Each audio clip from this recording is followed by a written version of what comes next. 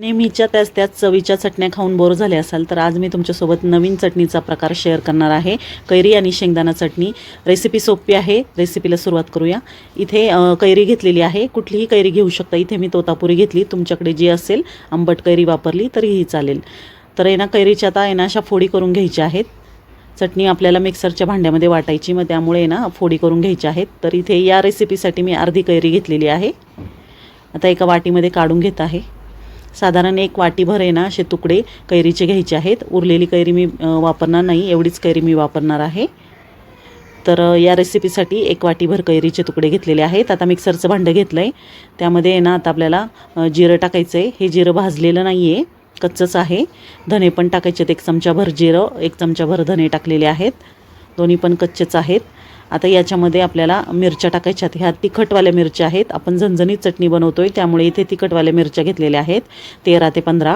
तुम्ही तुमच्या आवडीनुसार मिरच्यांचं प्रमाण कमी जास्त करू शकता, पण ही चटणी तिखटच छान लागते त्यामुळे इथे भरपूर तिखट मिरच्या वापरलेल्या आहेत.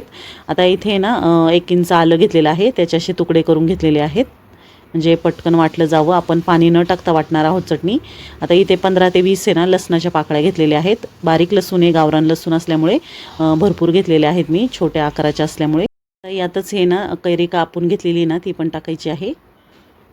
आणि आता याच्यामध्ये ना धुवून निथळून घेतलेली म्हणजे फॅनखाली जराशी ना पाणी सुकवून घेतलेलं पुदिना घेतलेला आहे. पुदिना टाकल्यानंतर छान चव येते. आणि मुठभर कोथिंबीर पण घेतलेली आहे.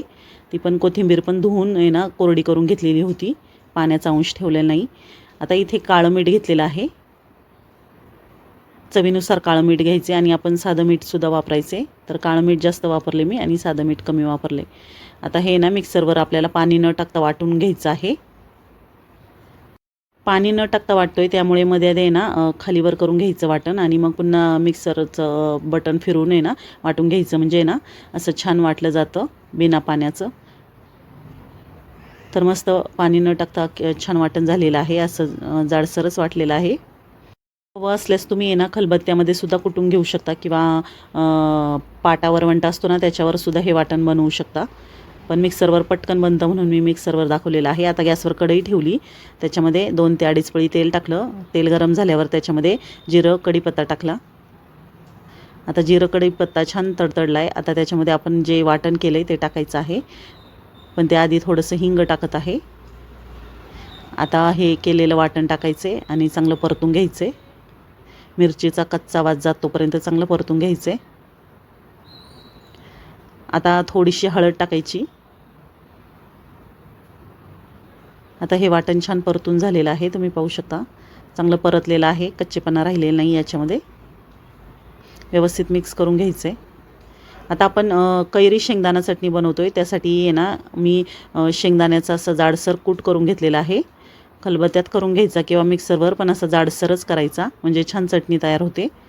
तर भाजलेल्या शेंगदाण्यांचा आहे ना असा करून घेतलेला आहे मी 1 वाटीभर कूट आणि तो टाकलेला आहे. आता व्यवस्थित मिक्स करायचं आहे. मीठ आपण वाटण वाटतानाच भरपूर मीठ टाकलं होतं म्हणून मी वरनं मीठ वापरलेलं नाही आहे.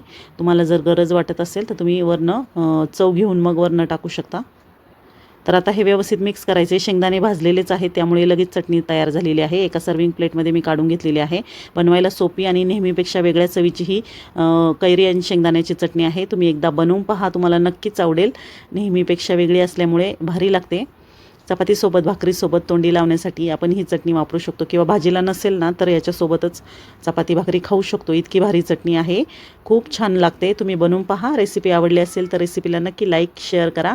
चॅनलवर नवीन असाल तर चॅनलला सबस्क्राईब करायला विसरू नका. भेटू पुन्हा नवीन रेसिपीसोबत. तोपर्यंत बाय बाय.